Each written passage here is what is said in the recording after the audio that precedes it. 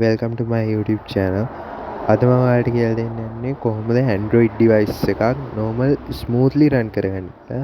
කියන්නේ high smooth නෙමෙයි normal smooth විදිහට කියන්නේ ගොඩක්ම ලැක්වෙන Android device එක normal smooth විදිහට run කරගන්නේ කොහොමද කියලා තමයි ඔයාලට කියලා දෙන්නේ.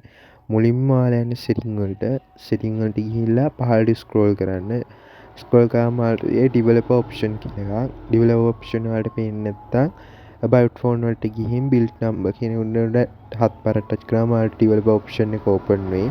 developer option වලට scroll කරද්දී ඔයාලට හම්බෙයි USB debugging කියලා. ඒක on කරගන්න. ඊට පස්සේ ඔයාලට හම්බ වෙයි longer buffer sizes කියලා. longer buffer sizes කියලා හම්බෙයි. ඒක 4M වලට දාගන්න.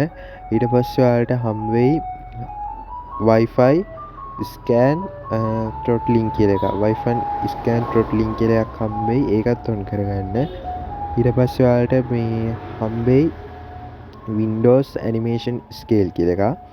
Windows animation scale එකකින් වෙන්නේ ඔයා TikTok වගේ app වල like දානකොට එන like animation එහෙම තියෙනවා. ඒ කියන්නේ ඔයාලට ඒක ඕනේ නම් ඔයා Windows animation scale එක 0.5 වලට දාගන්න. ඔයාලට ඒක ඕනේ නැත්නම් Windows animation skill off කරන්න. transmission animation skill කියන්නේ app වලින් back වෙනකොට එහෙම පෙන්වන animation skill. ඒවත් ඔයාලට ඕනේ නැත්නම් ඒවත් ඔයා off කරගන්න. ඊට පස්සේ animator duration skill කියන්නේ ඔයා lock එක එහෙම open කරනකොට එන animation. ඒවත් ඔයාලට ඕනේ නැත්නම් ඒවත් ඔයා off කරගන්න. ඊට පස්සේ minimum width එක 300 ගාණක් ඉන්නේ normal phone එක 300 ගාණක් 400 ගාණක් ඉන්නේ ඒක 500 දාගන්න. ඊට පස්සේ Fox MASSA කියන එක ඒකත් on කරගන්න. developer option වල ඔයාලා දන්නේ නැති මොකුත් කරන්න යන්න එපා. phone එක අවුල් යන්න පුළුවන්.